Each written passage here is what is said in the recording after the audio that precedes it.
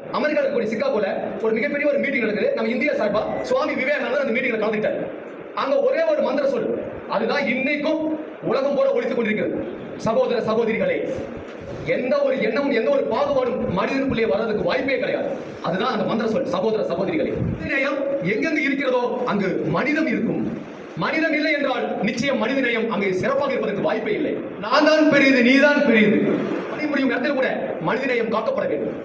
ஒவ்வொரு வருடமும் ஆகஸ்ட் மாதம் 19ஆம் தேதி உலக மனிதநேய தினம் கடைபிடிக்கப்படுகிறது என்பதை நான் அறிவேன். இந்த தினத்தில் ஒவ்வொரு மனிதனுக்கும் உள்ள அடிப்படை உரிமைகளையும் கடமைகளையும் மதித்து நடப்பேன். ஒவ்வொரு